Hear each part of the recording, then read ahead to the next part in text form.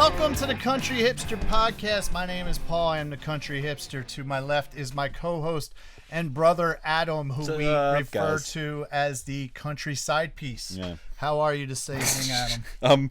I'm quite well. Good. How are you? I'm great.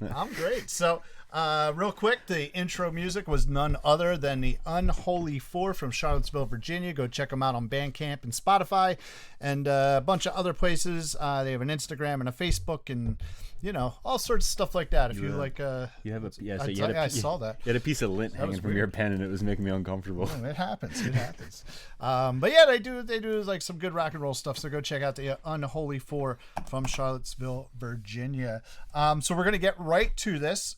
As far as what we are drinking. So what are you drinking here, Adam? I'm currently not drinking it yet because I tried to check it in early so I wouldn't do it on the podcast and I got yelled at. Yes, you did.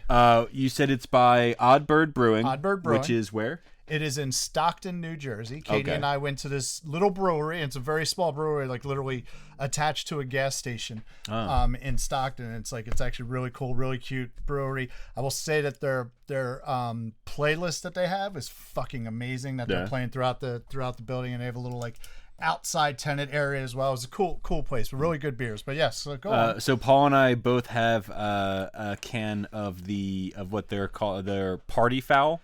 And there's a little, it's FOWL, so there's a little bird. Yeah, so there's a little bird on it. Mm-hmm. And I make one comment, and then I just have to only ever drink Mexican-style beer on this podcast. So we have a Mexican-style pale lager. Well, you know, you made a comment about how much you hate Mexico and Mexican people and their culture. If you guys listen back, that's what it was. And so I just want to make sure that, you know, you don't realize that all of Mexico is bad. I like how you're like, I need to change Adam's opinion on Mexico. Yes. So let's get him beer made in New Jersey. Yes, exactly. So, but also, so you can check it in now. But, you know, I did find out with Untapped, when you check in beers, like you can see how your friends checked it in, and you can see their thing. So I need you to check it in, and then I need you to read my my comment of when I checked it in, because I had this on draft when we were at the brewery. Katie and I did some stuff over the weekend, and you know, on the way back home, we're like, hey, you know, let's go stop by a local brewery. So we looked up a bunch of stuff. We're like, hey, we don't know about this one, and it's not that far from the house. So we stopped by Odd Bird Brewing just kind of on a whim, and you know, she had their regular IPA and then their double IPA. She liked their beers. I had this, and I forget what the other one was called, like Odd Boinkinen or something like that. I know I'm saying it wrong. I did some Odd Boinkinen once and I ended up with a kid. There you go.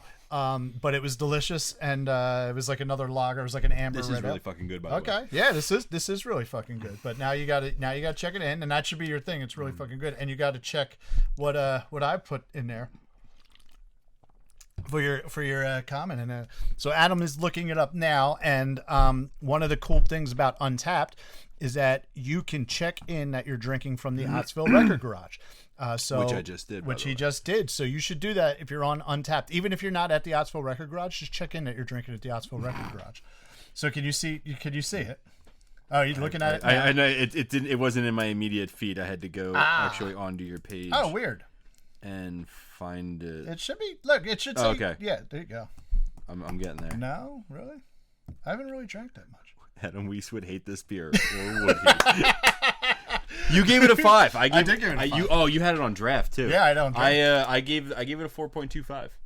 It's good beer. Yeah. It's good beer. So if you're ever in the Stockton, New Jersey area, or if you're just randomly driving around the sticks and you're like, I want to go check out a new little brewery, you should check out Odd Bird Brewing in Stockton, New Jersey. Which really, it was only like, when we left there, it was only like a half hour home from there. So I will be at Stockton, in Stockton, to go to the Odd Bird Brewing again. So the day that this is posted, it is the 22nd. Why did I put the weirdest things? So I thought I wrote a 6, but then it looked like a 4. So I don't know. Whatever. My handwriting's atrocious. Dyslexic. I am dyslexic. So you put the sexy in dyslexia. I did. So I think I've told you before. One of my favorite Zach Galifianakis jokes is like, when I was a kid, I was dyslexic. I used to write about it all the time in my diary. Yeah. Yes. That's fucking funny. Yes. Oh, speaking of that, dude. So it was funny. So we went to this thing at Washington's Cross. It was like a vendor market type of deal, and so like we have that the baby Bjorn. The baby Bjorn. Yeah. So this is the first time we actually put Regina facing forward because she's like, she's 6 months old now. She's getting bigger. Yeah. So she put her forward, and like, we have this little bucket hat for her, and she has sunglasses, which for a baby, it's amazing. She will keep the sunglasses on. Babies are notorious for knocking that shit off. Yeah, but she doesn't. She just keeps them on. She likes her sunglasses, and we're walking around, and she wears her sunglasses at night. She does. And then the one person, like one of the first people, just looks, she's like, oh my God, it looks like Carlos from The Hangover. That's awesome. we were just like, at first we weren't sure if we were horrified or just found it hysterical. Yeah. But I think we went with hysterical. But excuse me, table, little Carlos. Yeah. So today is Thursday, June 22nd, and tomorrow, the 23rd, I am playing at Con Murphy's in downtown Philadelphia, right on the Parkway. So if you have nothing to do, come see me there. And then that Sunday, if you are familiar with the Bristol waterfront area, there's a big festival going on called Celtic Day, where it's like a bunch of vendors and little kind of Irish festival there right on the waterfront, right outside of the King George. And the Birmingham Six will be performing in that at that Celtic Day in Bristol on the waterfront, along with the Shanties and No Irish Need Apply, which are both local Philadelphia Irish bands. And then also the following Thursday starts my summer residency at Dooney's in Voorhees, New Jersey. I will be playing every Thursday night from 6 to 8, starting on 6/29 and going straight through till September. So that's kind of cool. So, two things. This episode is airing on 6/22. 22. So yesterday was my parents' anniversary. Oh, okay. So happy anniversary to Mom and Dad. Happy anniversary. Second, can you fucking explain to me the No Irish Need Apply? Does that mean like, if you're Irish, get the fuck out? Basically, or if you're Irish, like, we'll just give you a job. You don't even have to apply. No, it means get the fuck out. It's Then why do I always see it in Irish bars? Because it's like a thing of pride. Like, we still, survived, even though this is what we had to deal with, the racism and because like that's what I was never sure about. Because like I only ever see it in Irish bars. So I'm like, is it telling me that if I'm Irish, I could just show up and they'll give me a job, or that I should be getting the fuck out of here? You should be getting the fuck out of here, because when the Irish were coming, especially in the mid to late 1800s, it was very much, there's a million Navy patties, like, get the fuck out of here. So when people were like looking for people to work, they would actually put on their listing like, help wanted, da da da da da da da. Here's the responsibilities. No Irish need apply. Basically saying like, you're Irish, you're not getting a job, so just don't even fucking bother. And some people say, well, that didn't really happen, but there is actual historical, like in newspaper clippings and stuff like that, and signs, and so that's kind of a thing. And it's talking about it's a statement about the Irish in America, like, hey, we're still here, and sort of deal. So that's why it's a good name for an Irish punk band. They're more of an Irish folk band that they're called. They're not really punk at all, not even a little. They should change up their style. They're very nice people, though. I like them. So, so that is where we are at right now. So, anything cool going on with you besides your hellish week at work? Nah, just had a long week at work. Oh, actually, yeah, I'm sorry, something really cool. So on Friday the 9th, not only did my oldest daughter turn 18 years old, but she graduated high school the same day. There you go. So it was really fucking crazy. I called her. I had work Thursday into Friday, so I got off work at like 6 o'clock in the morning, and I called her, and the first thing I said to her, I was like, "Did I wake you?" And she's like, "No," and I'm like, "Good, happy fucking birthday." And I said to her, I'm like, "It's crazy. Today's your 18th birthday, and I'm gonna watch you graduate later." And it was literally fucking yesterday that like I was the first person to fucking hold you. Yeah. Is just fucking mind blowing. I posted a picture on my Instagram of me, my daughter, and her mom. And it was funny because when I looked at it, we're actually all in descending size order. You are actually. Yeah. But I posted a picture that just said, "Fuck, I'm old." Like it's very. I was joking too because see, but that's the thing. You say that, "Fuck, I'm old." You have an 18-year-old daughter who graduated high school, but I also are 27 years old. I 32, but I did have my daughter when I was young, so. But You're I was not that old. I was joking with my daughter and her mom on the way to the graduation because I have tattoos. and a very long beard. Her mom has tattoos and a very long beard. Her mom's got way more tattoos than I do. So I was joking, and her mom and I are, of course, very young. So like growing up, the school functions, me and her mom never fit in with the other parents at school. But now my daughter, she just graduated from a performing arts high school in Northeast Philly.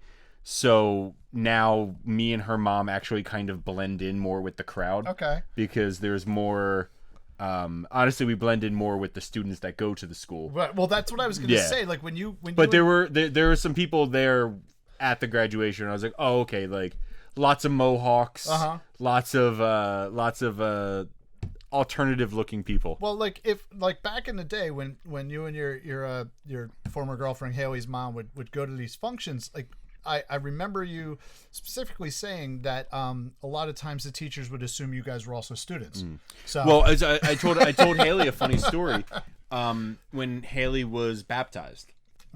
I'm not a very religious person. The only reason my kids have been baptized is because their moms pretend to be religious.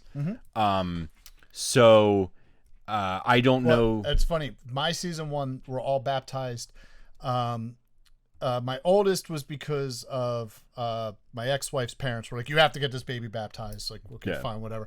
And then my 2 youngers from season 1, it was because where we were living, we didn't want them to start school in public school, and to go to Catholic school, you could only go to Catholic school if you're baptized. Oh, okay. So we got them baptized, and they were like the oldest kids at the baptism because they weren't babies anymore. They were like 42 years old. Exactly. They were like 42 years old. It was actually Jack was it was last year with Jack. Yeah. But no, so we got them baptized so that they could go to Catholic school, and then we ended up moving to a different neighborhood that had a really nice public school, so they didn't go to public school anyway. But yeah, a lot of people do that shit for I don't know what, like, I'm not religious either, and I don't care if people are religious, but I kind of feel like if you're going to be religious, like, maybe you should actually, like, invest in what you're doing. Otherwise, don't do it. Like, what's the fucking point? Oh, I'm gonna get my kid baptized just in case. Yeah. Like, fuck that. Just don't do it. Like, there is no just in case. Either be, if you believe it, be in it. If you're not, then don't go with it. But anyway. But yeah, so when Haley was baptized, I was 14, going on 15. So part of the whole baptism ceremony in the Catholic Church is that the godfather has to do something with a candle. Yeah. Like light a candle or some bullshit. Listen, man, you're going to let people who are non-Catholic get on the Catholic secrets right now. So just be careful. Yeah. Careful what you're saying. I'm not 100% sure what the candle is for. I'll tell you another funny joke about baptism in a second. Okay. So Haley's getting baptized. Her mom's aunt and uncle are Haley's godparents. They look like they are of appropriate age to be having children. So when they were walking down the line giving all the godfathers the candles, they handed me the candle. And I was like, no, handed it back to him. But when Henry was baptized. So when Liam was baptized, my ex-wife only has a brother. So she said that she wanted to get the kid baptized, and I was like, all right, and your brother should be the godfather since you only have one sibling. I was like, I'll have my sister be the godmother. So that's how he did it. And then we had another kid, and I was like, all right, Zach will be the godfather this time around, and you can, and like your friend Laura, who's essentially your sister, can be the godmother. So we're standing there, and Zach is also not religious, so me and Zach are kind of standing there just kind of like joking under our breath about everything that's happening, and someone starts talking about giving out like swords and shit. So they were saying something about a sword like to the godfathers, and I turned to Zach, I'm like, are you getting a fucking sword right now? I'm like, are you about to get a sword?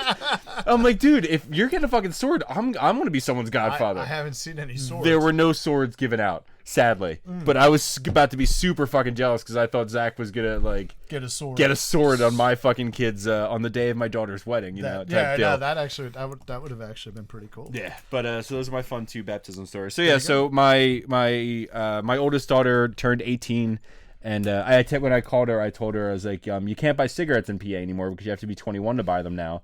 I'm like, I don't think you qualify for the draft because you're a girl and you're blind. Okay. And I was like, you can vote and buy porn. That's all you got going for you now. There you go. So. There you go. But yeah, that's all I got. My daughter turned 18 and graduated from high school. Nice. And I had a shitty week at work. So there you go. How about you? What do you got going on?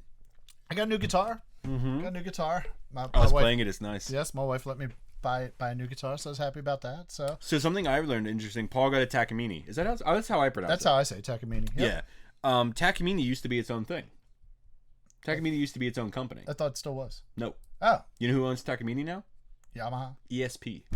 Oh, okay. All right. Yeah. Okay, cool. So there you go. Yeah, I remember because I was looking at something like I was trying to look because I've had a Takamine since high school. Paul would always borrow it as his backup guitar for like shows. Irish weekend and like right around St. Patrick's Day.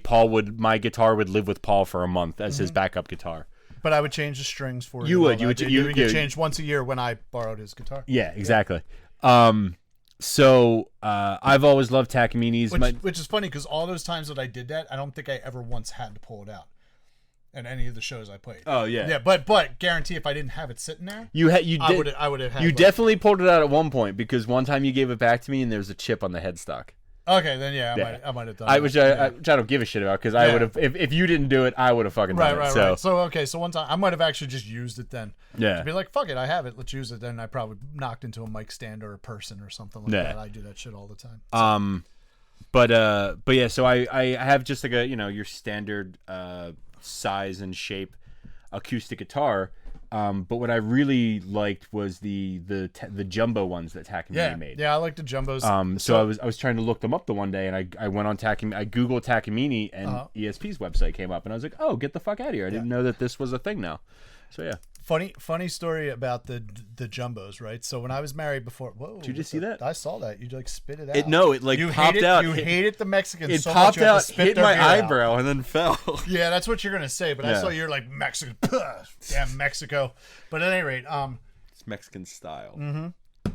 So when I was married before, I went and I thought, oh fuck, I've been playing guitars, and for me being a somewhat professional musician, they're a tax write-off. So for me to buy a guitar, it's a tax write-off. Like, whatever. It's not the worst thing in the world. Like, hey, I'm gonna buy another guitar and then use it towards my taxes, and obviously play it and enjoy it. So I got a guitar and I was like, you know what? I'm gonna fucking go nice. I got a fucking jumbo body Takamine for like $800, right? Which still isn't that expensive in the grand scheme in the realm of nice guitars. It's. No, if you're buying an acoustic Gibson, you're dropping at least $1,100. Right, exactly. And that's like if you're buying like a Gibson like Hummingbird, yes, you're dropping at least $1,100. Yeah. So I spent $800, not $800 on this guitar, and I had it for a week, and I played it once or twice, and I brought it back to that guitar center. I brought it back,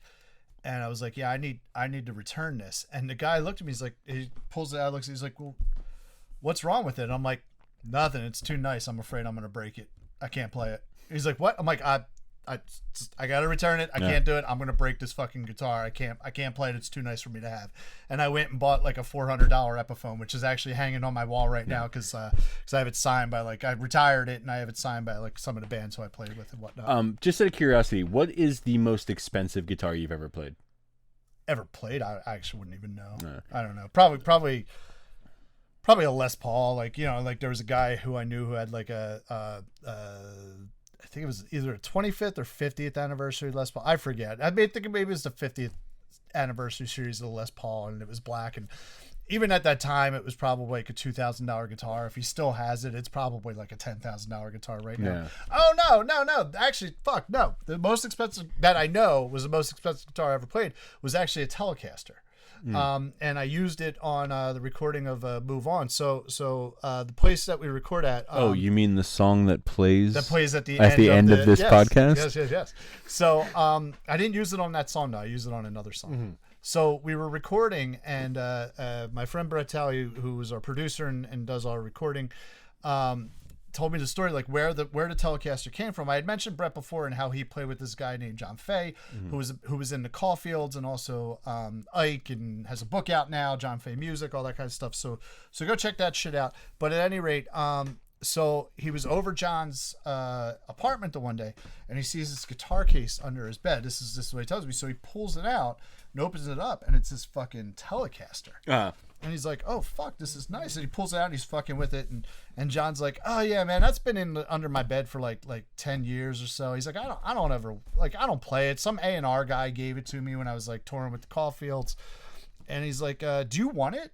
And Brett's like, "Well, what do you want for it?" He's like, "Nothing, man. Just fucking take it. Seriously, it's been sitting under my." Why the fuck don't I have friends like I know, this? right? Why don't I have friends that just fucking throw away Telecasters? I know, right? So he's like, "Seriously?" He's like, "Yeah, fucking take it. It's all yours." He was like, "All right, cool, fuck it." So Brett gets it home now with Fender and a lot of the other guitars, but I know specifically Fender. They serialize each of They're their very meticulous with their yeah. serializing them. Yeah. So he puts in the serial number. I forget what year he said Telecaster it was, but its suggested retail value was $10,000. Jesus fucking Christ. And he called up and he's like, "Dude, this thing's like worth like $10,000." And John was just like, "Yeah, whatever, dude, it's yours. Don't worry about it." Yeah, I know. I so wish that is I the had, most expensive guitar I wish I had fuck you money where I could just throw away a $10,000 guitar, and I wish I had friends who had fuck you money that would just give me $10,000. That's the thing. It wasn't even fuck you money. It was if someone gave him the guitar, like someone at one of the, like I think Caulfields were on A&M, so somebody at A&M Records was like, "Here's this Telecaster," and John's like, "Great, thanks. I don't fucking play Telecasters, but whatever." I so love Telecasters. Good for him. Most expensive one I've ever played. I can't remember the model number of it, but I was our brother Zach's old, friend and old roommate Tim, friend of the podcast.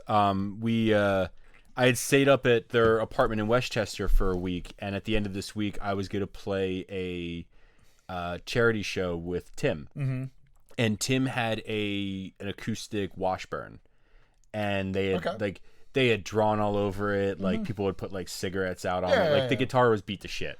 So he was like, "Oh, I want to get a new guitar." He's like, "Do you want to go to Sam Ash with me?" So I was like, "Yeah, absolutely. I always go to Sam Ash."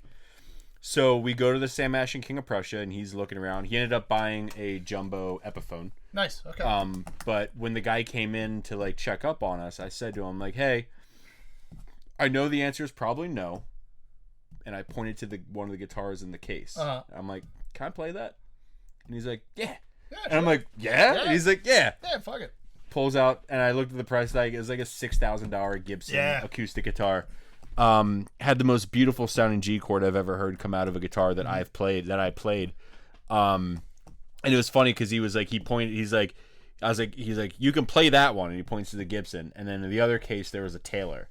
And he's like, "You can't play that one." And I'm like, "That's fair." He's like, "But yeah," he fucking took the thing out and handed it to me. He's like, he was standing right there when I was playing it in case I ran with it. But yeah, so the most expensive I ever played was like a $6,000 acoustic Gibson. It was really fucking nice. Very nice. Very nice.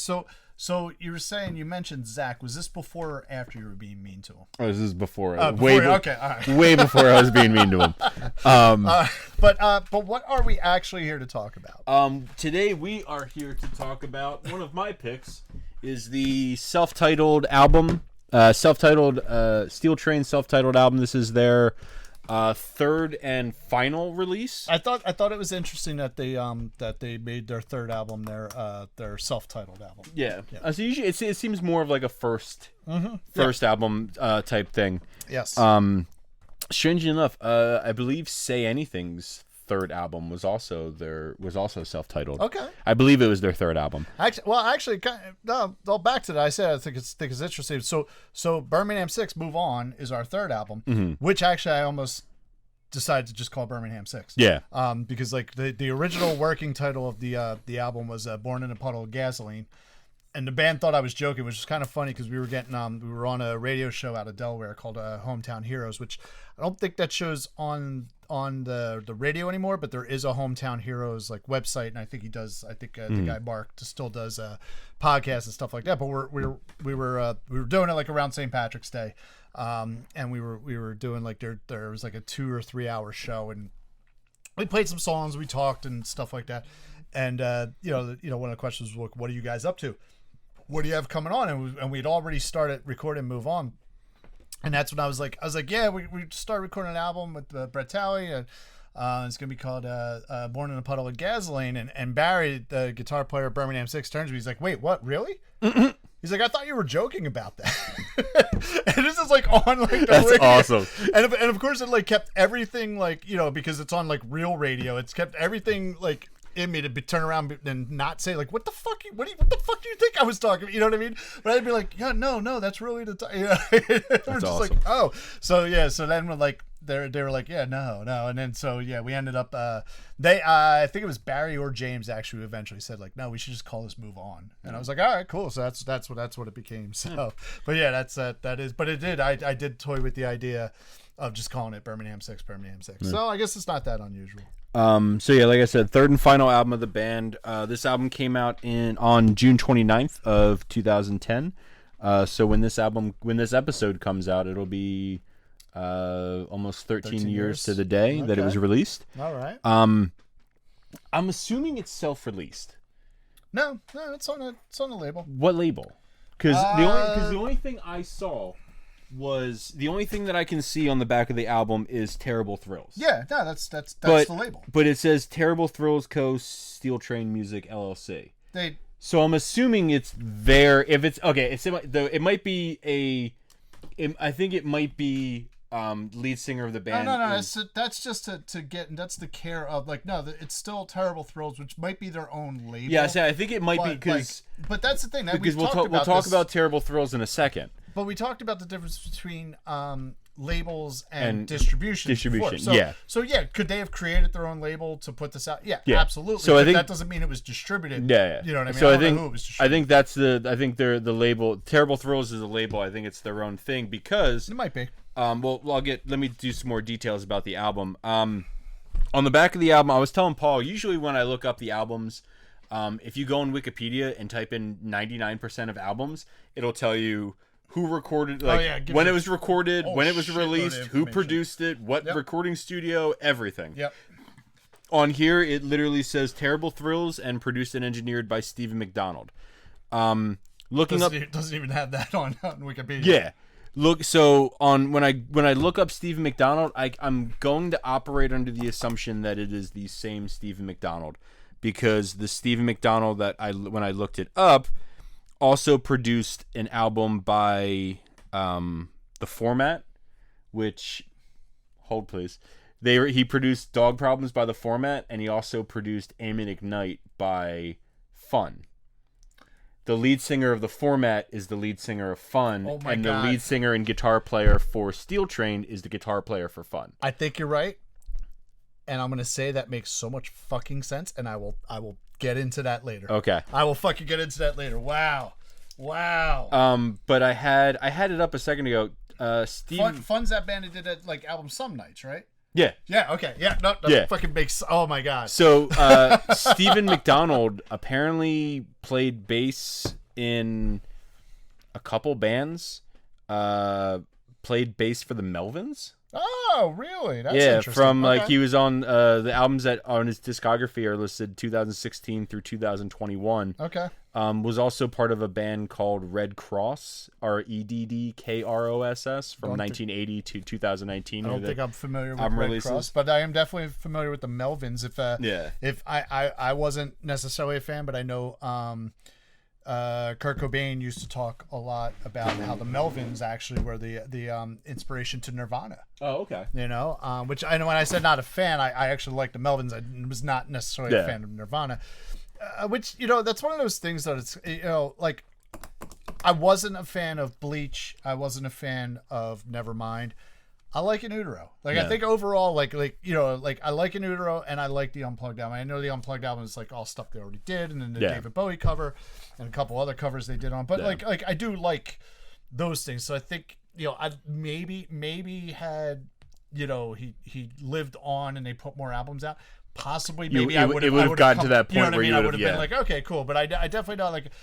I think Bleach was better than Nevermind. I just don't like those two albums, personally. So I'm gonna assume that this is the Stephen McDonald that was in the Melvins is the Stephen McDonald produced this. It makes so much specifically because he produced a band. He produced the Format album and the Fun album.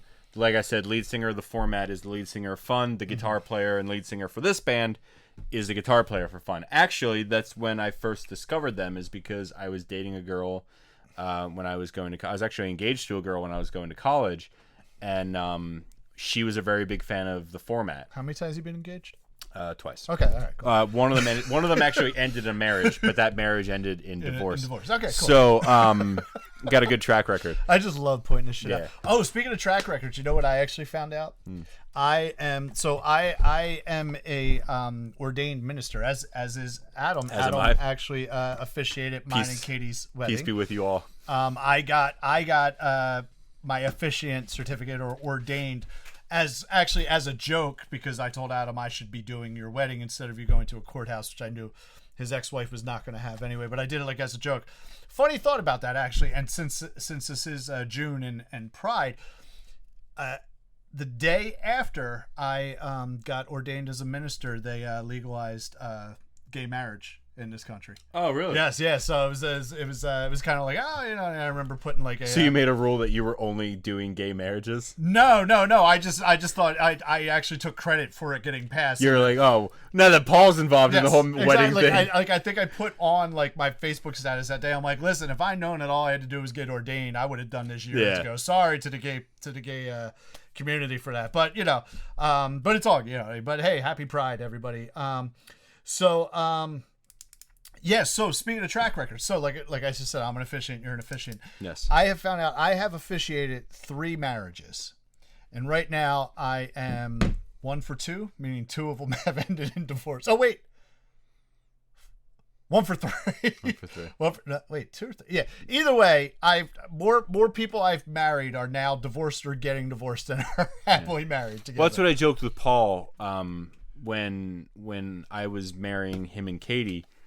I'm like, am I really the person who you want marrying you? Like, I'm not that far off of a divorce. I'm at a point where I don't really believe in marriage anymore. And this was after he took Katie aside and said, "Are you really sure this is the person you want to marry?" Sure. I'm like, if Paul has a gun to you, blink twice. But yeah. What the fuck were we talking about? Oh, Stephen McDonald. Yes. So yeah, I'm gonna assume that it's actually that's Stephen McDonald.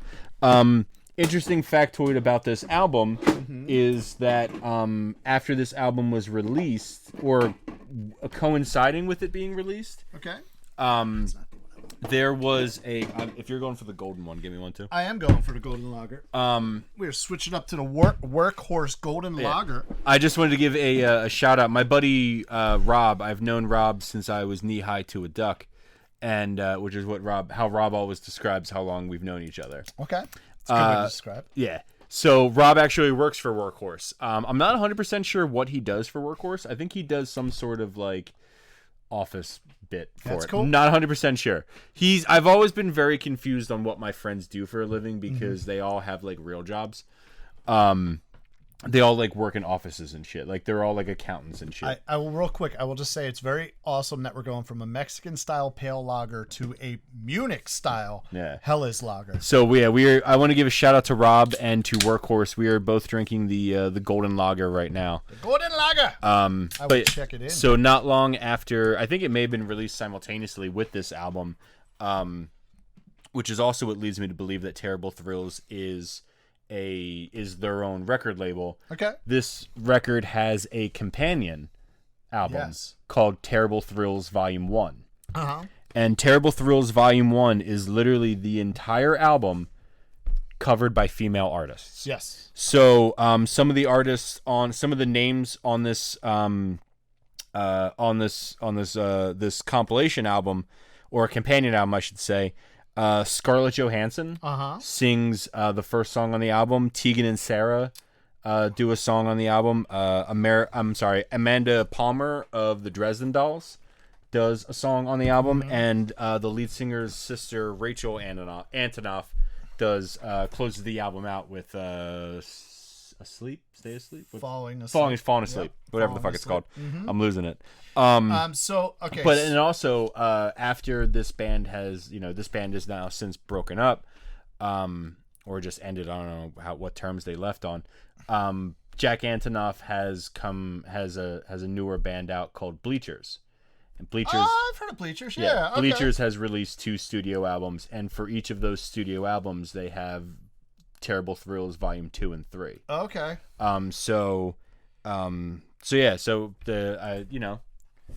like the idea of I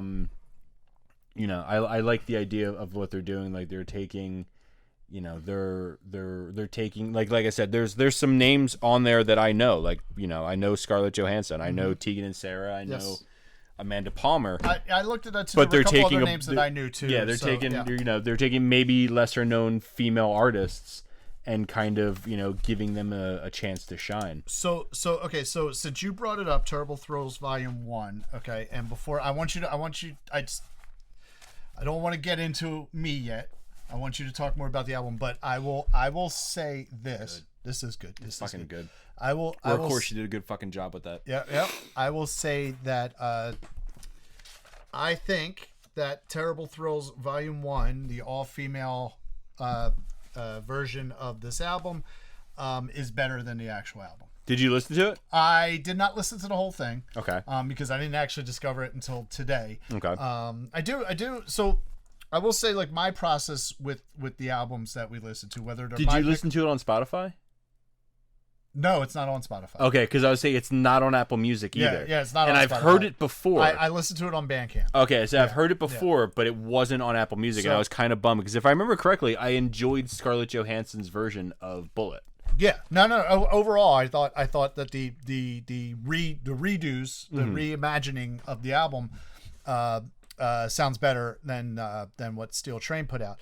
But I don't want to get too into that. But again, I do go through, how you were saying, you go through a process where like you'll listen to the record and you'll look up lyrics and stuff like that.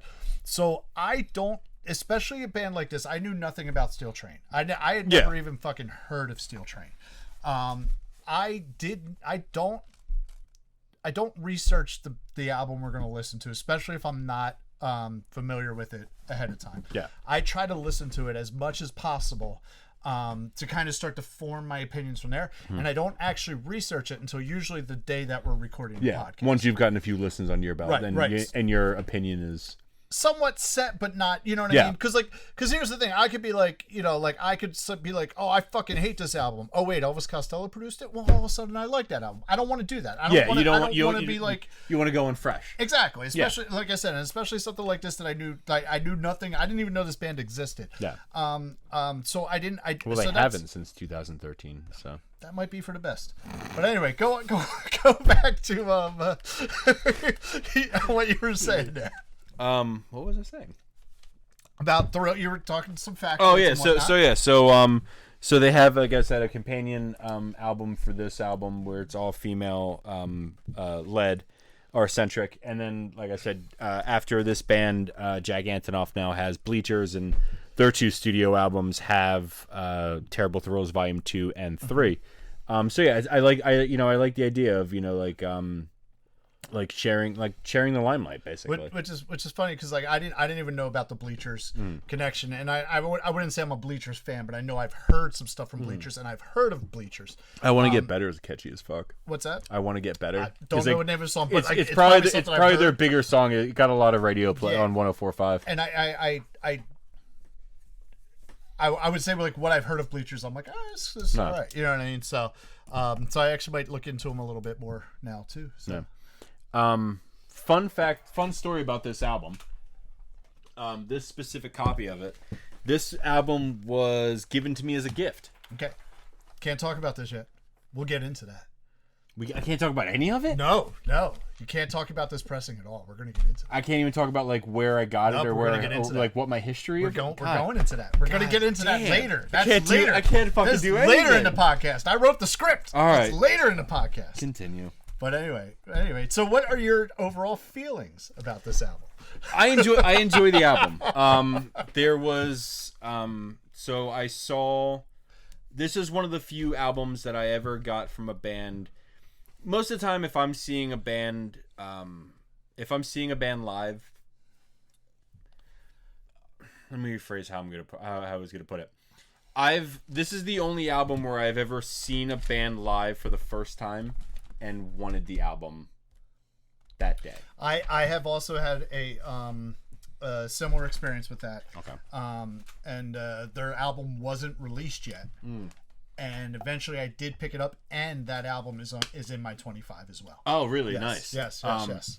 So yeah, this is literally I saw Steel Train. Like I said before, I attended Holy Family University in Philadelphia, and I was dating a girl there, and she was a big fan of the format. And then the lead singer of the format started the band. Died. No, he started the band Fun. Oh, okay, sorry. With the guitar player and lead singer from Steel Train, and another guy, I can't remember what else he was in.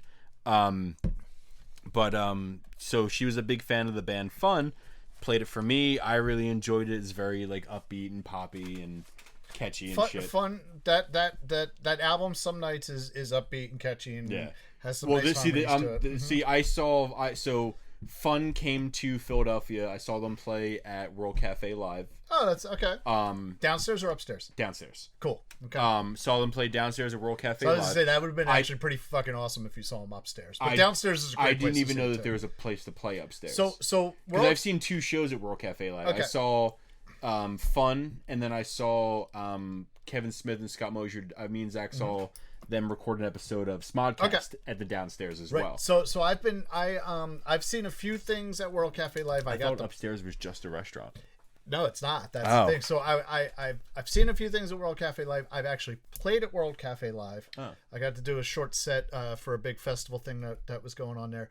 And I actually ran an event at World Cafe Live. Oh, really? Yeah. So I mentioned I was in the movie industry. I like to throw that around, and my son likes to point out that I just recently saw The Big Lebowski, which wasn't as good of a movie as everybody's been telling me to be, but it's decent. No.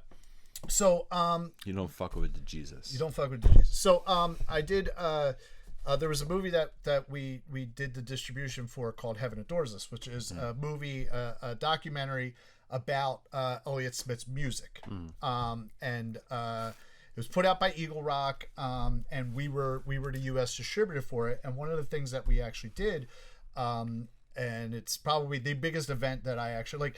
I say the biggest event, but probably like the most I guess commercially important event I ever ran, and for some reason they fucking left it to me to do it. Like I didn't set it up, but like I was like the night of running the thing. But it was like there was a musician who was playing before the movie. Then the movie screened, and then afterwards was a Q&A with the director of the movie. So I actually ran that event that one night at World Cafe Live, and it was like almost totally sold out. So like I was like super fucking nervous about it, and it went really well. But like World Cafe is really fucking cool. No. What was cool is we went there. My boss was there, and like his family, and the director and his family, and then I was there too. And we went to the restaurant upstairs to eat dinner beforehand. Is the restaurant good? It was decent. Yeah, it's pretty decent. But there was a band playing in the restaurant upstairs, so they were like doing the sound check. So they usually they have events at World Cafe Live all the time. It's just that the smaller events or the smaller bands, they play upstairs, which is a very intimate setting. Especially that's what I was gonna say. If you got to see them upstairs, that'd be pretty fucking cool. Yeah, like I said, I didn't even know that the upstairs was a possibility. But yeah, so Fun was the headliner. Okay. Me and her, we took the which is funny because there used to be her and I took Holy Family has a regional rail station that runs right behind it. Yep. So we took the regional rail down to 30th Street. Yep. So my ticket for my train ticket used to actually be in the sleeve. But it has since, I think that and the ticket for the show is actually in here, but it has since fallen out. Now all that's left is the I don't remember if I was 21 or not, or if she was 21, but this is one of our you're allowed to drink bracelets. Oh, okay, cool. But yeah, so the Steel Train opened for Fun because, like I said, the guitar player and lead singer for Steel Train is the guitar player for Fun, which has to suck. Like if you're like the opening band and the fucking headliner. Zach and I saw. It depends, yeah. Like that's like I was telling you about how I had my one boss who went to see Dawes was opening for Bright Eyes, and you said, and they were like, all right, our set's Dawes was like, our set's done. By the way, we're the backing band for Conor Rose. So yeah. when Zach and I saw Taking Back Sunday at the Starland Ballroom for their holiday show, it was Taking Back Sunday with Straight Light Run opening, and the original guitar player and bass player for Taking Back Sunday formed Straight Light Run when they left the band. So literally they did like a 45-minute set of Straight Light Run and then did like an hour and a half set of Taking Back Sunday. I'll tell you what, some of that stuff's better because there were times like also like while wearing like fucking Christmas sweaters too. Like it's better to kind of go back to back because I've been in situations at festivals where I'm playing with Birmingham 6 and then like I'm playing with another band. I used to actually, the band we're playing with at Celtic Day, the Shanties, I used to play with the Shanties a lot. I used to play mandolin and sing backup vocals for them, and we would play at a lot of the same festivals, and if it was back to back I was usually pretty good. But if there was a break, like if they're like Birmingham 6 was playing early and the Shannons were playing later, vice versa, that was actually the worst because like at that point, like my adrenaline gets going. I'm like, I want to fucking play, and then I got to finish. I'm like, fuck, what am I going to do for the next 2 hours? Yeah. Get drunk is usually the answer. So, and that doesn't always end up being the best thing that happens there. So I, it's it's commendable, but no, I would say that's probably a cool place to see, like in general, the fucking World Cafe Live's a cool place to see a show, especially a band that's like a little bit bigger, a little more popular, like fun, and it's probably before they like blew up. So, okay. They were touring their first album, Aim and Ignite. Okay. So Some Nights was like 5 or 6 years down the line. Yeah, I have no idea. Yeah, I only know them from Some Nights. I actually thought that was their only album, to be honest with you. Actually, the Aim and Ignite was almost on my 25. Okay. Right. It'll most likely, spoilers, be on season 2. There you go.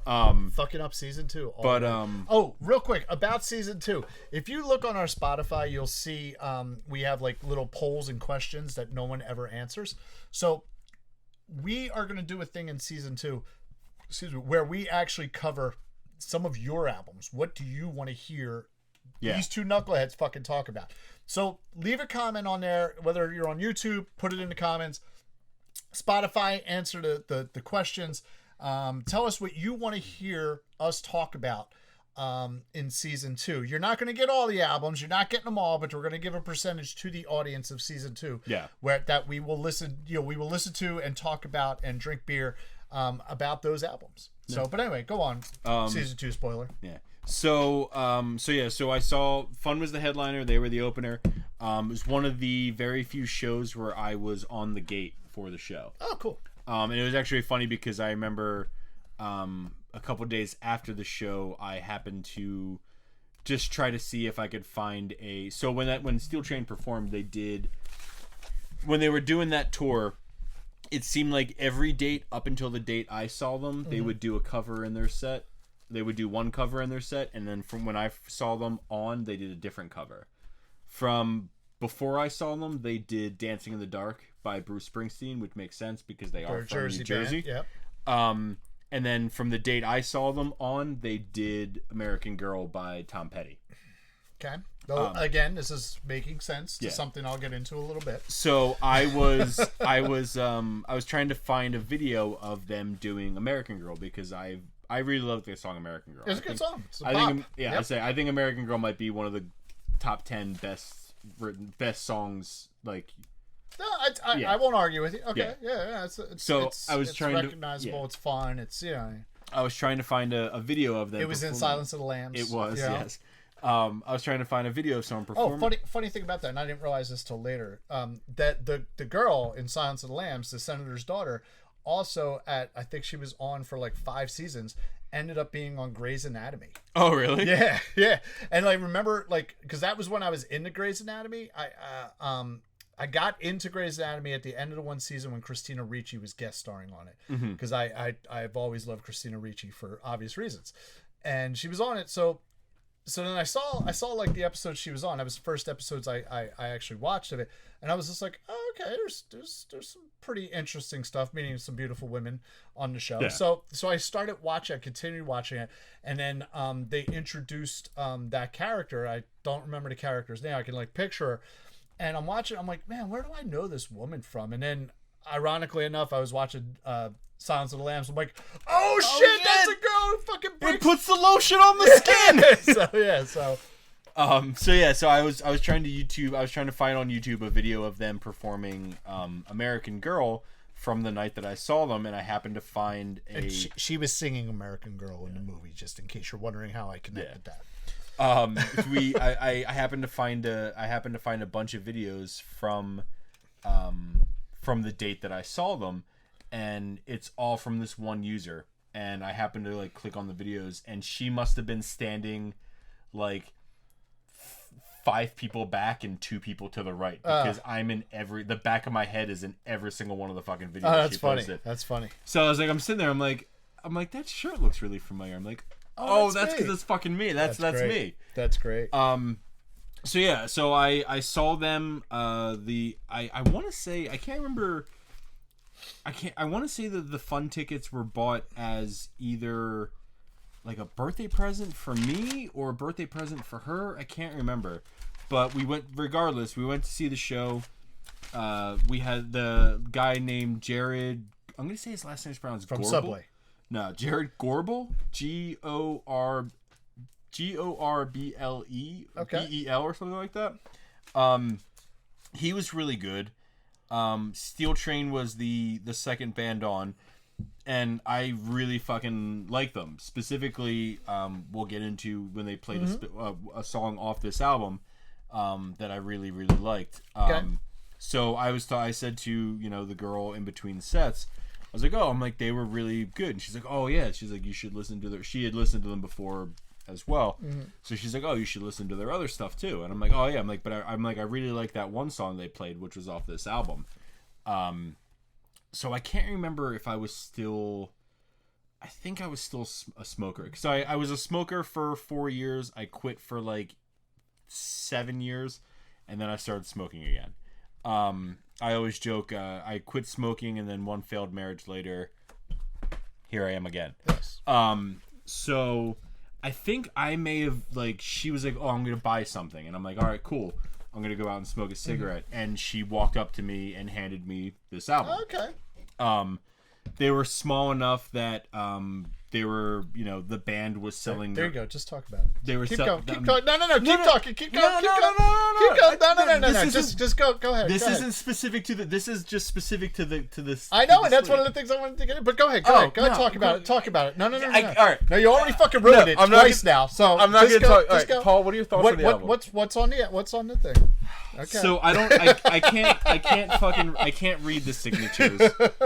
I don't know whose signatures they are. I don't think either of them are the lead singer, which would probably be the more valuable of them, because he is in recent history become like the hipster king. Well, I will tell you that signatures on albums really don't make a difference. If anything, this one it would devalue it because it's personalized. It's personalized. Yes, I actually learned that from Pawn Stars, because they had a Bob Dylan album, and he went to Chum Lee. He went to get it to get it signed, and he signed it to Chum Lee. And he's like, well, now we're fucked. There are athletes and musicians and actors who will only personalize autographs. I get it. You know what I mean? It's like, why would you sign something for some schmuck who's just going to turn around and sell it for a profit? So I kind of get it, because I mean, honestly, I have some stuff that's autographed. Actually, I don't think any, like, I'm looking at my Skinny Lister stuff right now as we're talking. None of that is personalized.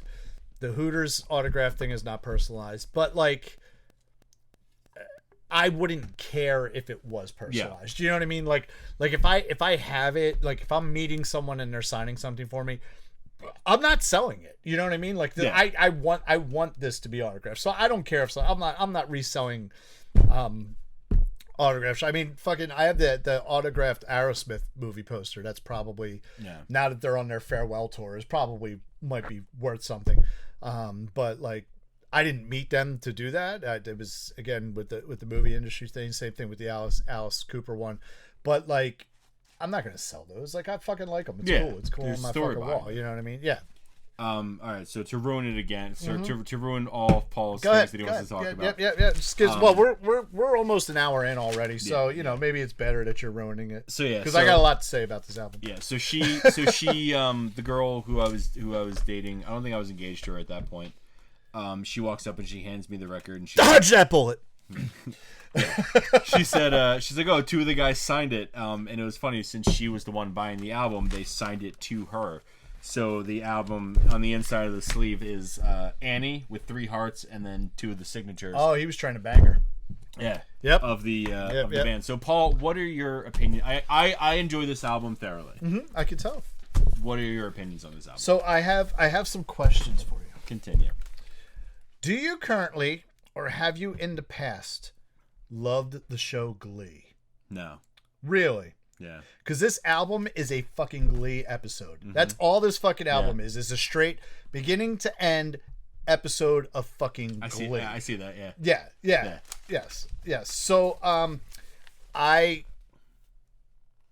I do not like this album. I am not a fan of this album. I thought it could when we drew it, I knew it could go either way, but I figured it was leaning more towards you not liking it. Yes. No, and again, I went into this album not knowing anything about it, not knowing anything about the band, not knowing anything, and I purposely did that, and thank you. And I listened to it, and man, like, okay, so first of all, here's what I will say, because this is the second album that you've put on your list that we're doing this podcast about, where I will say I don't fucking like this album. I can listen to this album. Okay. Whereas, like, Say Anything, like, if that fucking came on, like, my fucking ears would like, fucking turn this off. Yeah. If you were like, you know, if we were hanging out, just drinking beers, throwing darts here in the Ottsville Record Garage at ottsvillerecordgarage.com, we would, and you were like, hey, I'm going to throw on that Steel Train album. I'll be like, yeah, that's cool. Yeah. Like, just throw it on. You know what I mean? Because it would be background noise, it'd be whatever. So I can listen to it. I did find 3 favorite songs, or, you know what I mean? So I don't like the album. I do not like the album. One of the things, it's funny because one of the things actually makes sense now. Which is funny because there's been 2 albums of mine that you didn't like, and there's been 1 album of mine that I didn't like. Yeah, which is pretty funny. That is kind of ironic. I'm really hoping that, like, I fucking hate one of your albums. I think there's at least one you're going to hate. Yeah. There's probably going to be more than one, but I really think there's going to be at least one that you're going to hate. So, all of these songs have basically ripped off or stolen something from, like, the 80s. You know what I mean? Some other song, it's bad. It's really fucking bad. Like, okay, so the most flagrant, I got worried because I know, don't fall down. I felt backwards a bit. The most flagrant ripoff is Touch Me Bad, where they straight up stole that one part with the breakdown. The whole cadence and everything is Tony Basil's Mickey. Oh, Mickey, you're so fine, you blow my mind. Hey, Mickey. That is the fucking thing. And like, and when you're listening to that song, I remember when I'm listening to that song, I'm just like, oh, Mickey, you're so fine. Yeah. Like, that's what I went to. So the other one is Turnpike Ghost. Well, they might as well just might have, they should have had Modest Mouse write that song. Because that's a fucking Modest Mouse song. There's one song in the album where I was listening to it today on the way up, and I'm like, this sounds like it could be it sounds like someone gave it to Vampire Weekend, and Vampire Weekend was like, yep, that's in there too. Children of the 90s is like there's and it's not the whole songs, but Children of the 90s has a part where basically they ripped off Kids in America. We're the kids in America. Yeah. Oh, like that's ripped off in that song. Other stuff that I would say, and it's funny because I wrote this notes here and I didn't fucking know this. You're getting so swear to God, you're getting sweaty. I didn't know this, but I said a lot of these other songs are really poor in the style of The Killers and Fun.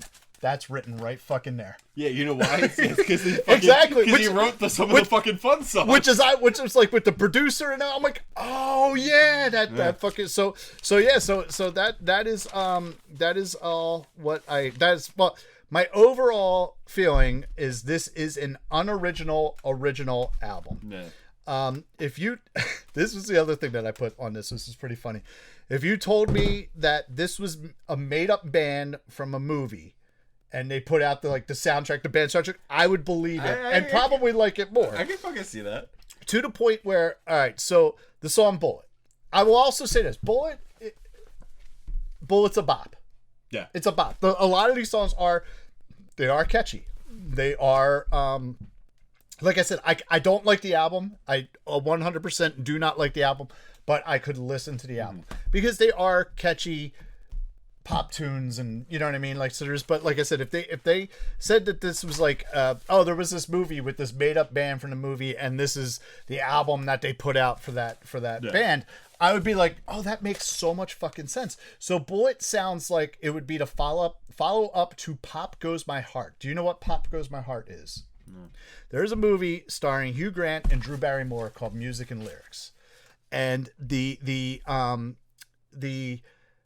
premise is that Hugh Grant is a washed up 80s I know the idea star, you know what I mean, and the name of the band was Pop and their big hit was Pop Goes My Heart. Bullet would be the perfect follow-up track to Pop Goes My Heart, like, for, you know what I mean, because that is like how like ridiculously bad and like 80s ripoff this album is. The other note I put down is that this is my opinion. This, and I'm sorry if I'm tearing out your heart here. No, this album sounds like if Weird Al actually tried to put out a serious non-parody album. This is what would come. This is what would come out. So, that's fucking awesome. So those are all of my initial thoughts. I can't, now that I'm thinking about it, I can't remember which song it is. I think it's Behavior. I was kind of humming it a second ago. I was like, dun, dun, dun, dun, dun, dun, dun, dun. For some reason, when like the first time I ever heard this album, that song came on, and I'm like, it's Nightmare Before Christmas. Oh yeah, okay. I didn't even go there. I did feel that Behavior is very in the style of the Killers. You know, which I actually like the Killers. I like the Killers. I don't like bands who want to be the Killers. Just that riff of like dun dun dun. It just reminds me, like what's this? What's this? Yeah.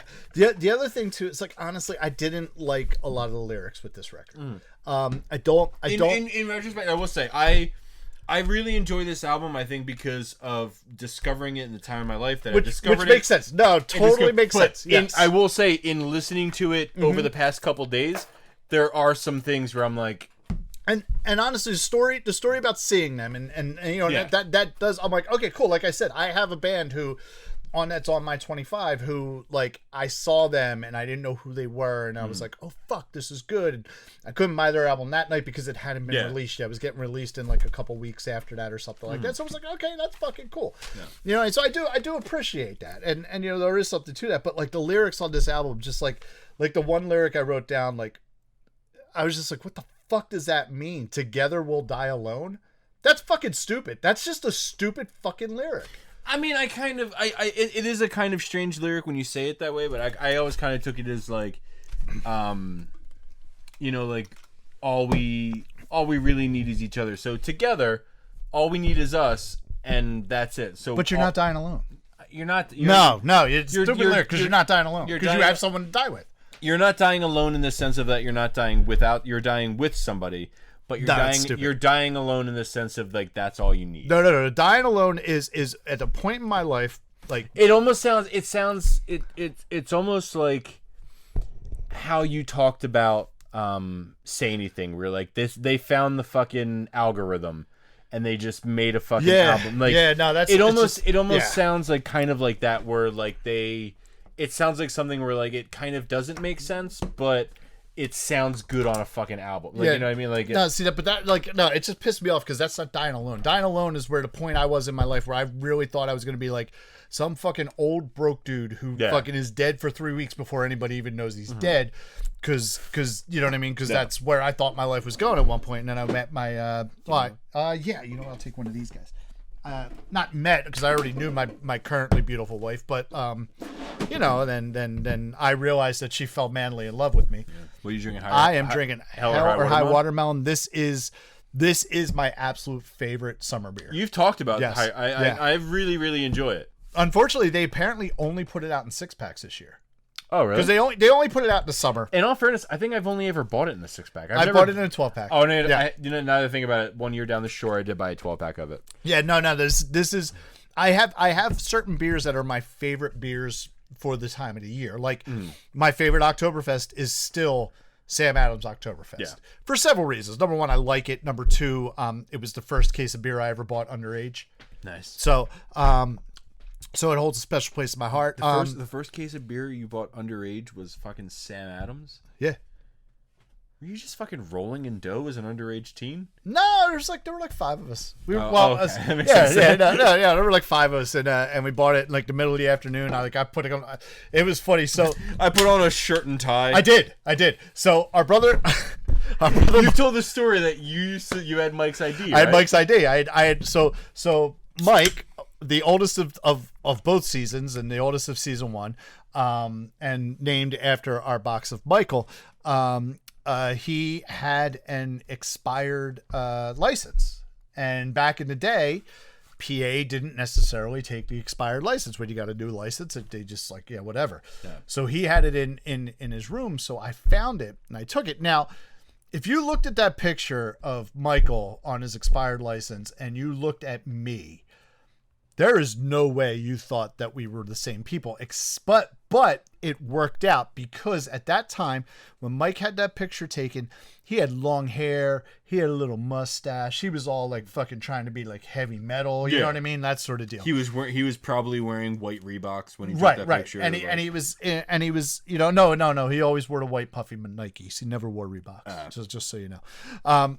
Sorry. But Mike. definitely in that picture, and he was like, I think, at that point would have been like 22, 23 maybe, right? So me at 19 years old, I'm the skinny fucking dude who shaved my head and grew a goatee.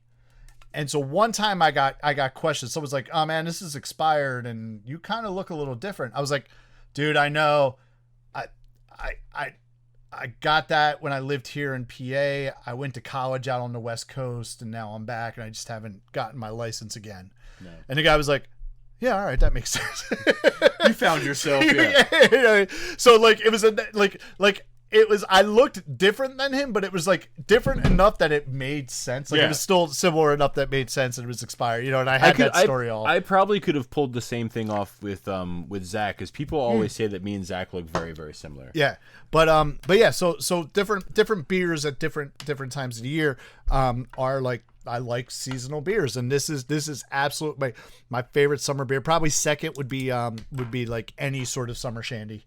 Yeah. I like summer shandy. So I saw this. So where were we? What were we talking about? So you don't like the album? I don't like the album. I enjoy this album, and like I said, I'm kind of when I first heard this album, I really loved it, and I can kind of see where you're coming from now in retrospect. But it's just part, like I said, like part of the story of how I discover them, and just the No, and that is the beauty of music, is like, how do you discover a band, whether it's good or bad or evil? Say anything being evil. It's actually funny. Katie's technically her nephew. I guess he's technically my nephew too, but like he's in his 30s and I'm just in my 40s, so like whatever. He sees, like, I would post stuff on Facebook, and he said, "Oh, you talked about Say Anything. Like, I fucking love that band and and actually I was seeing them at this club. I forget which club he said he was seeing them at. I think it was in like Allentown or something. He's like, and me and Marissa, we went into the Subway, and there's Max, the singer, and we just sat there and ate our Subway sandwiches with Max and talked about something. And he's like, that's really fucking cool, man. So I saw you were like talking about the album on your podcast." I'm like, "Yeah, I hate that fucking album." He's like, God damn. I talked about on the Say Anything episode that I met the lead singer. Like, he was just outside the bus smoking a cigarette. Like, I probably, if I was a smoker at that point, I probably could have just fucking sat there and hung out with them. But it was just funny, like, you know what I mean? Like, this album, like I said, I could listen to it. Like, if we were drinking beers and throwing darts, you were like, "I'm gonna throw I almost said Steel Panther. If you want to throw Steel Train on, cool. But like I said, I mean, it reminds me of a made up band. It's a lot of stuff, and it's not, I won't say it's like full ripoffs, but I won't say that it's inspirations either.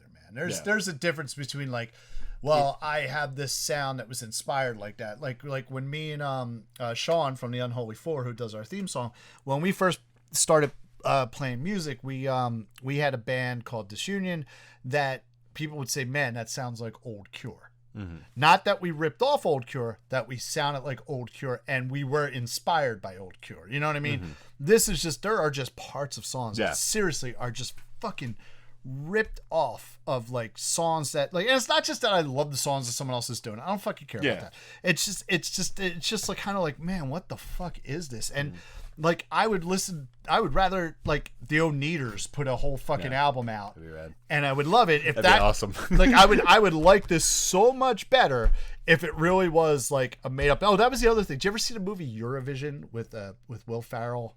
And no, I think Kristen Bell. No, it's Will Ferrell and what's her name? Rachel McAdams. Rachel McAdams. Yes.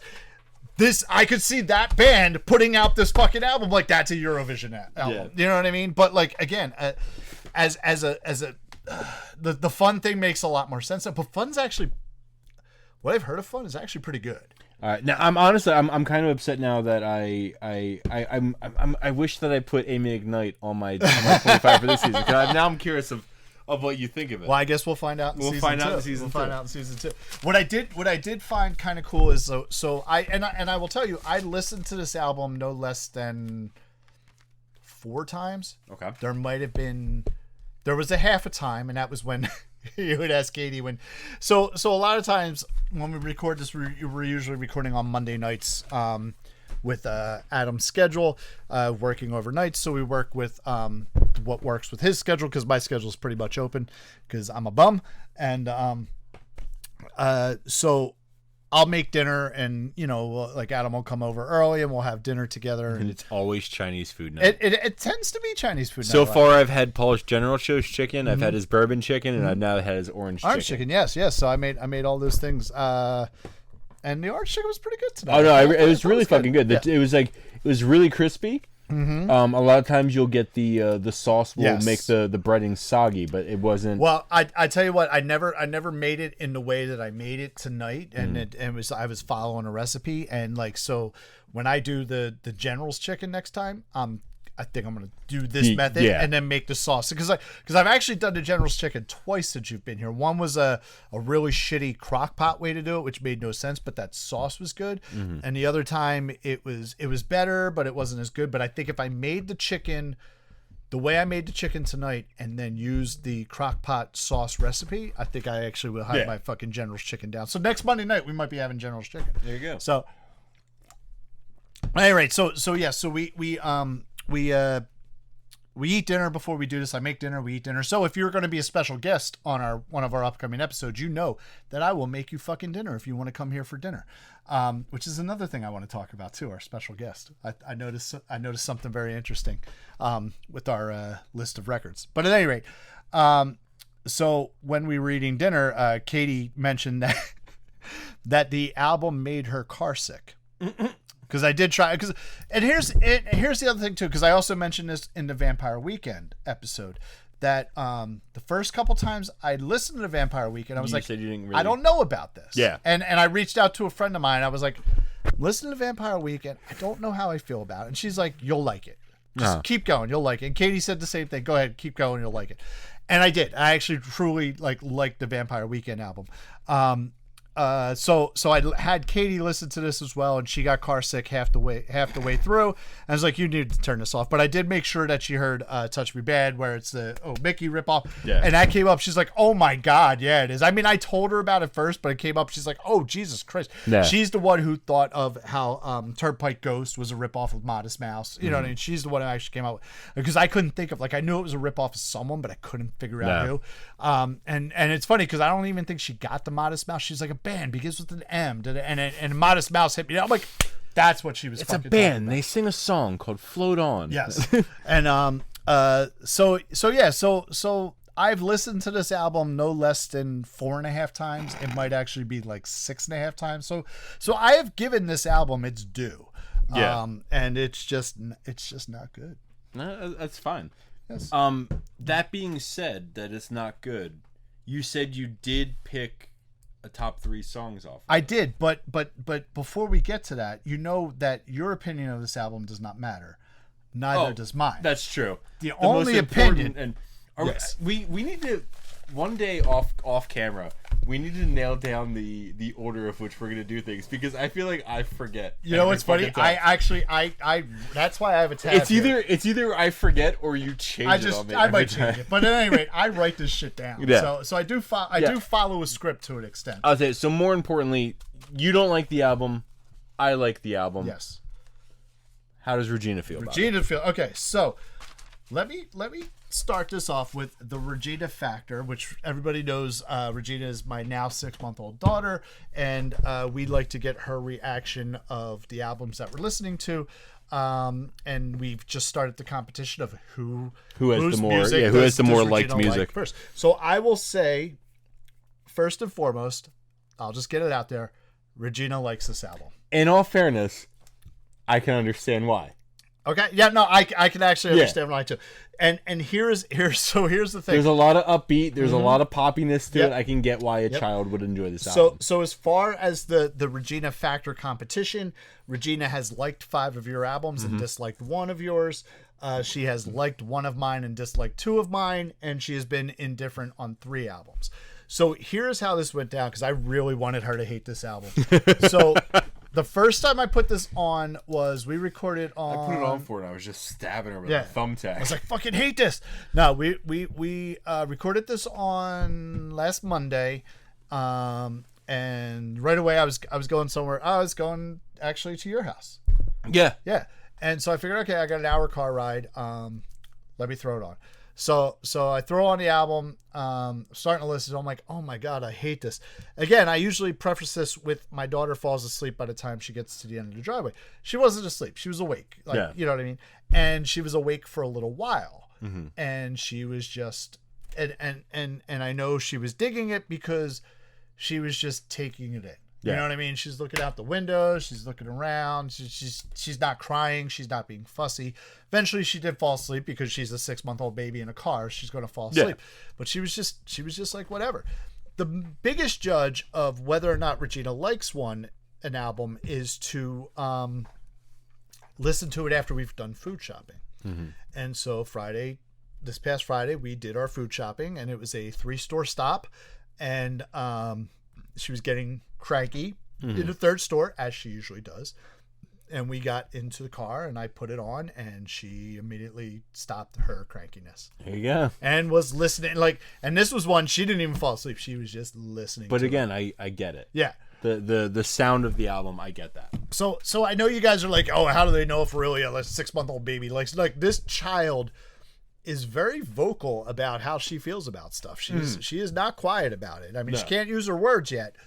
But if she likes something, she'll chill and she'll enjoy it. If she doesn't like something, she'll let you know it. No. She will let you know it. That's for sure. So the Regina factor is that Regina likes this album, and that's all that really matters. If Regina likes this album, all the bullshit we've said over the past hour and 17 minutes, who gives a shit? Yes. So you go with your top 3 songs since this was your pick. All right, top 3 for me.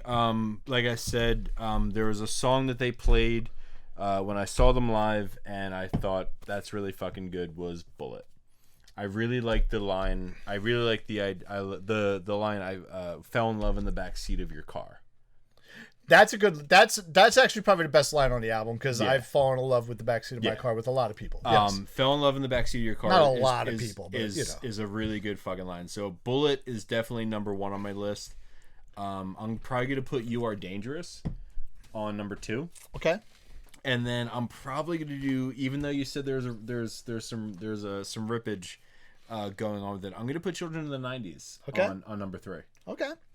So, overall, like I said earlier, and I had the note here, Terrible Thrills Volume 1, which is the all-female reimagining of this album.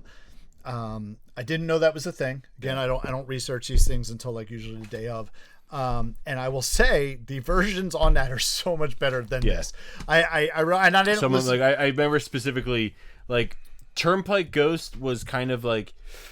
You ever have an album where you listen to and you're like, I don't know about the song, but then the song slowly and slowly starts to grow on you? It's a Fungus album. Yes, we talked about this. Turnpike Ghost is that song for me on this album. Okay.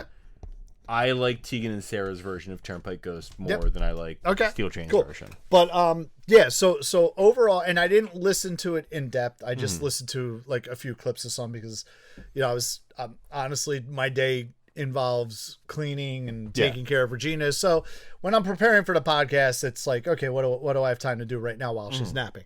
So I didn't listen to it in depth on the Bandcamp. But if you want to check it out, go check out Terrible Thrills Volume 1 on Bandcamp, because that's the only place I was able to find it, although I think it is on YouTube as well. Yeah, I think when I listened to it originally, it was on YouTube. So my top 3, okay, even though I raked it for ripping off Mickey, my favorite song on the album is Touch Me Bad.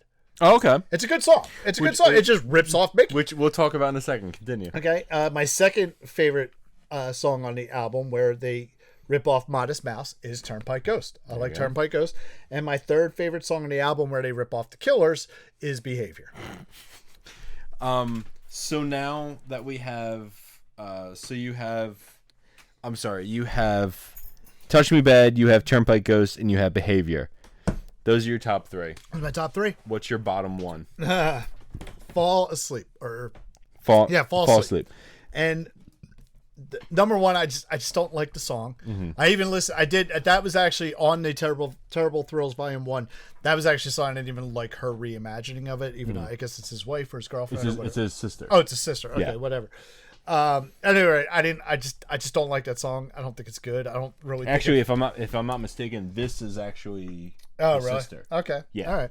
I don't think that song really fits the album. There's one song, and I don't think it's this. Maybe it is this one. There's a song where like it feels like they were trying to like do a song out of Hamilton. Like that I'm like, oh god, that sounds like the worst song in Hamilton. But it might have been this, but I don't think it was. But at any rate, Fall Asleep is my least favorite song. And because literally, if you ever want to hear what it sounds like to have someone fart into a microphone, listen to the guitar solo of Fall Asleep. And that is someone farting into a fucking microphone. Yeah, the guitar solo is a little like, it's almost as like they forgot that they were supposed to be doing the guitar solo at that point, right? Oh my god. It's not even that. And then they use this weird fucking sound. That, like, listen, I get it. I get art. I get, creativity and doing something different. Doing something different for the sake of doing something different. And that's what that sounds like. Yeah. That's exactly what that sounds like. Yeah, doing something different to, like, there's a difference between doing something different and for art's sake, and then there's and then it's doing something just to do something. Yes, exactly. There's pushing the boundaries, and then there's just I just want to be different. Like, okay, it doesn't work. You know what I mean? I actually got into a fight with the drummer about that because I didn't understand his art. Yeah. For me, worst song is actually kind of a toss-up. Okay. It's the only time I've ever had a toss-up. I think so, for worst. And one of them is Touch Me Bad, which is on your top 3. Okay, all right. Touch Me Bad and Bloody Lips. I think it's a toss-up. I don't think I remember Bloody Lips. Exactly. But that also, maybe Bloody Lips is the one that sounds like it should be. Is that a slower jam? A little slower? Maybe that's the one where I'm like, oh god, this sounds like the worst song in Hamilton. Yeah. So that's I think that is the first time you've had a toss-up for worst songs. Like I remember when I was listening to the album, I'm like, all right, I need to make my top 3 and I need to make my bottom 1. And then like Touch Me Back came out, I'm like, that's a contender. And then Bloody Lips came out and I'm like, so that's a contender too. Like I mean, I definitely get what you're saying about Touch Me Back, but like actually I think like overall it's a decent song and it's another bop. But it's just like, oh Mickey, you're so fine, you blow my mind. Bad touch me or whatever. Touch me in a bad spot. I don't know. That's the thing. Like, it's not that it's not like I said. I like the album, so it's not that it's a bad song. No, I hear it's you. Like there has to be a weakest link. Yeah, and it's Fall Asleep. or Bad Lips. But here's what I'll say. In comparison to the Say Anything album, whereas I only found 2 songs that I found passable, but I could name you multiple songs that I felt were the worst songs on that album. So like I don't like this album, but again, I can listen to this album. Yeah. I'm glad I don't have to again anytime soon. But now, since you told me, I do like that cover art though. That is good cover art. That is good. Okay, so let's get into it. So that is one of the things I was going to say. Hey, why don't you tell me about your copy and how did you get this copy and what's significant about this copy. All right, well, but you already fucked all that. I got this copy I saw them open for fun at World Cafe Live, and the girl that I was with bought me a copy of it. And what did you say? I said, don't look. Oh, so she bought me this copy. I think while I was outside smoking a cigarette. Mm-hmm. Like I said, I don't know who in the band signed it. It would be awesome if one of them was Jack Antonoff, because, like I said, he's kind of become like the hipster king recently. That could be that one here. I say honestly, it could go either fucking way with either. Oh yeah, it could. Yeah. But yeah. So I got the album from seeing them live. Something that Paul told me also not to discuss was the fact. Don't talk about that. Don't talk about. I'm going to get into that. Oh, I thought we were talking about that. No, but I want to talk about that. All right, so I guess. All right, so I got this. It's Adam's pick, Adam's album, but I'm like taking control of it. Yeah. All right, so yeah, I got the album while seeing them on tour for the album, and it was a gift from this girl that I was dating, and it has two of the band members' signatures on the inside of the sleeve. Okay, so how many? It's 10 whole docs. 10 so, whole. So okay. so I do. So they're legit. Yes, they're legit. I do like the packaging, the gatefold of it, the cover. It's cool. You got the girl with the 10 whole docs on there with the denim jacket. Again, did not. It's one of those you can't judge a book by its cover. The way this looks is not the way it sounds. Mm-hmm. Okay, but I will tell you. This is one of the most beautiful pieces of shit that I've ever seen in my life.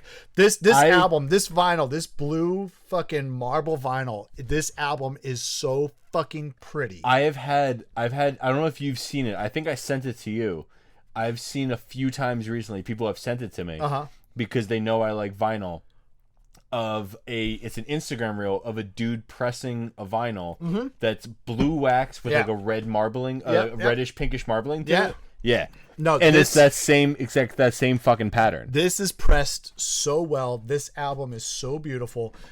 And like I seriously mean that as like a vinyl enthusiast. Like this album here, the way that this album looks is why I understand why there's people who buy records that don't have a turntable. Because this is great. This also feels like it's an 180 gram pressing. I forget when I looked it up if it said it was or not, but it's definitely a thicker vinyl pressing.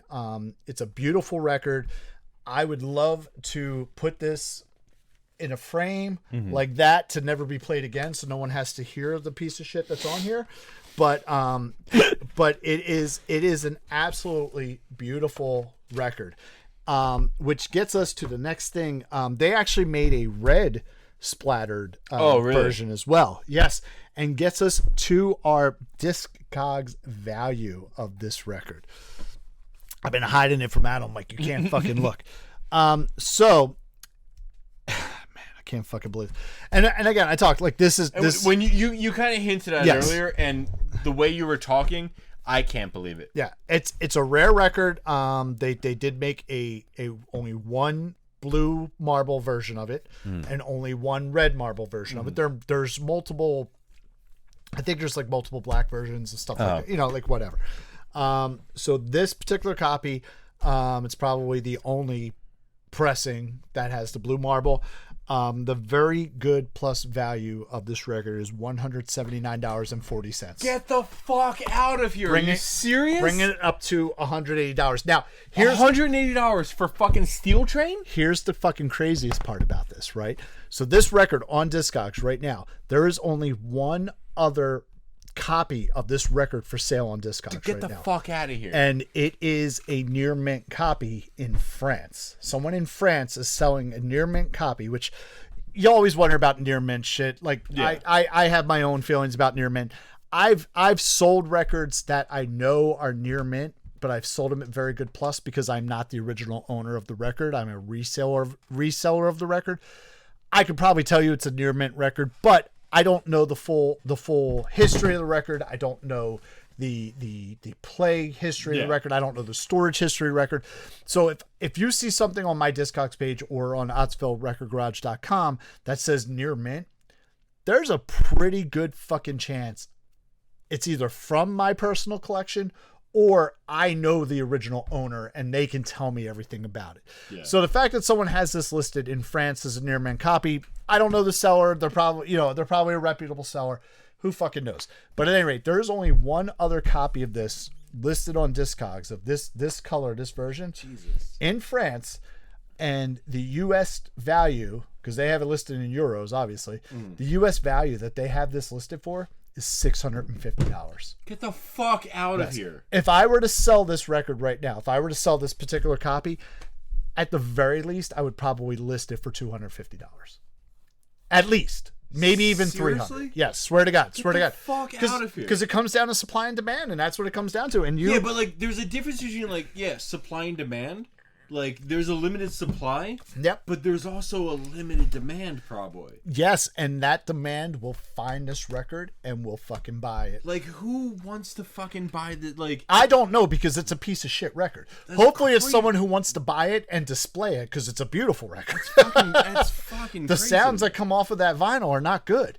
But the vinyl itself is fucking beautiful. Well, the quality of the sounds that come off are good, but the sounds that what they make together is not very good. Dusty so as yes, fuck, so you got to clean it and stuff like that. But so you have obviously it's really fucking I've never now that you're saying it, like, I'm really fucking looking at it, especially on the B side. The B side has really nice fucking marble. Like I said, it is a beautiful album, and I will not deny that. Here's the thing though, like I've been saying, like while we've been doing this, you have an album that's worth like $200. I actually don't think this was the one. I think crazy. There's another album in there that's actually worth $200 or more. That video I was talking about earlier, where the Instagram reel where the guy was pressing blue with like the pinkish. I showed it to my mom and she's like, "Oh, is he pressing a record?" I'm like, "Yeah." I'm like a lot of like special editions, like special pressings and stuff like that we'll have. So I was like, I'm pretty sure I have a couple records like that. Completely forgot that this is one of those fucking records. So I wanted to take a picture of it so I could show it to her. Yep. So so you have obviously retaken the lead, which is funny because last week with the Violent Femmes, I actually was doing pretty good with having at the time the highest valued resale record of the thing at $82, and I retook the lead. So I am still, obviously, because we did your record anyway, I am still at $252. Your new running total is $382. So with this record, you have taken a $130 lead on the overall value. This is fucking mind-boggling to me. I know. This is ridiculous. Yep. It is one of the ridiculous things about vinyl. It really is. It's fucking strange. Like you said, yes. It's a limited press in this color. But who the fuck cares about them? People do. The same people who I sold today, I listed yesterday afternoon and sold today a almost 50-year-old copy of Pink Floyd's Dark Side of the Moon for $25. I have new copies that are like $30. Somebody bought a 1975 pressing of Dark Side of the Moon that I had. It was very, very briefly listed because I literally listed it yesterday afternoon and it sold last night and I shipped it today. Someone bought it for $25 and it has both posters, but and the cover has the wear and has some, you know what I mean, some like ring wear and a little bit of shelf wear.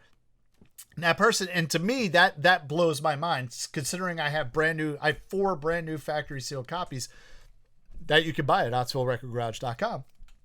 On 180 gram vinyl, it's been remastered of Pink Floyd Dark Side of the Moon, and the dude didn't want to buy that, but he wanted to buy this older version, this almost 50-year-old record vinyl for $25. So I follow a woodworker, and he talks about how he did a series of videos where he would go to like flea markets and he would buy old rusty axe heads.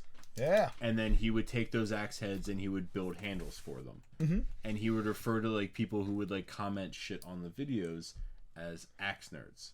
Okay. Vinyl nerds are a weird fucking bunch. There is a whole yes. I love my vinyl people, but some of you need to calm the fuck down. That's all. Like it's like the fact that you said like this, like the fact that the suggested retail value of this is more than what the girl who bought it probably paid for it which was probably 25 bucks. 30 bucks at a concert. Yep. Mm-hmm.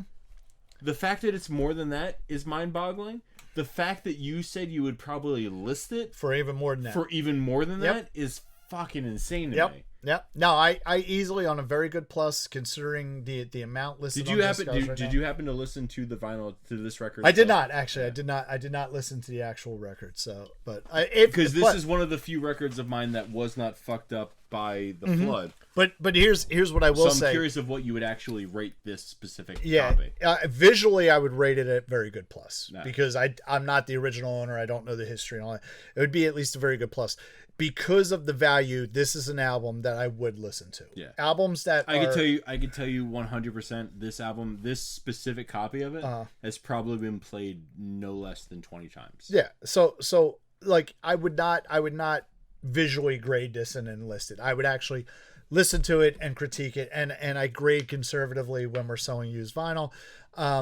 But I would just think if I'm going off of a very good plus value, I probably am listing this for $250, $300 easily. Christ. You know what I mean? So if all of a sudden this is no longer in your collection, you know why.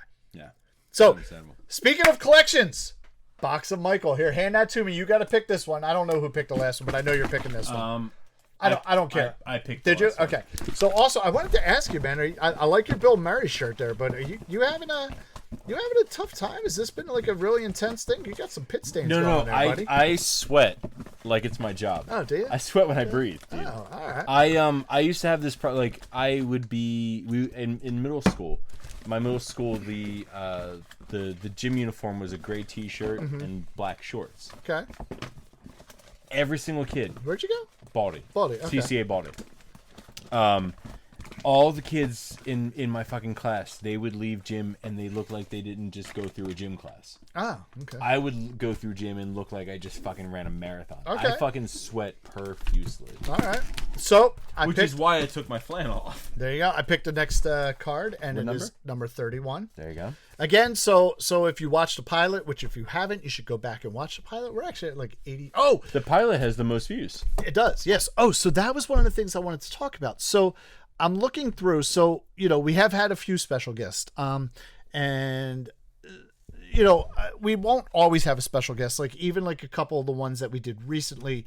Technically, we had possible special guests that the one I didn't reach out to anybody because that was like Katie was away. Yeah. So it was just us and Regina. So I didn't want to have to worry about dealing with someone else. Last week's episode with the Violent Femmes, there was a possible special guest. And I reached out to him, but he wasn't available. So, we do generally have the possibility of special guest on these. But when I look through it, out of all the episodes we have left, we only have 7 episodes that don't have a possible special guest. Oh, really? So we may be having a lot of special guests. It's gonna be the next what is it, like 42? No, not even 38. Yeah, it's gonna be a lot of trios going on. So we'll see what happens here. This is number 31. I think this is a pink card, so chances are good this is one of mine. Pink? And it is. What do you got? Let me grab it. Oh, mine's already off the stand. Yes, it is. It is Sam Cooke, the best of Sam Cooke. Okay. So this is a great album. I know it's people say, oh, it's kind of a cop out to have a best of album, but it's, I call bullshit on that because honestly, bullshit on that too. To be 100% honest with you, do you know when I discovered Green Day? Superstars, International Super Hits. Yeah. International Super Hits was what got me into Green Day. Yeah. So I think a best of album is a perfectly legitimate way to find an artist. That's how I discovered The Who, which are one of my favorite bands. Was through their best of the Beach Boys. That's how I discovered the Beach Boys. Right? Yep, that's okay. it. That's it right there. To make sure it's on Apple. So, okay, I will just say this before we get into this. There's a very special song on this album. It is "You Send Me," and that is the opening song on the album, and it was mine and Katie's wedding song. Was it? Yeah, which ironically I was drunk. You were, which ironically enough we are recording this on June 12th. Yeah. This will go out you said the 22nd. Well, so this will be on the 22nd. Our wedding anniversary is on June 17th. So it's actually very fitting that this is awesome. The next album there. And very nice. Again, possible special guest, except that I actually know that he's on tour right now. So I will have to reach out to him and see if he's able to make it or not.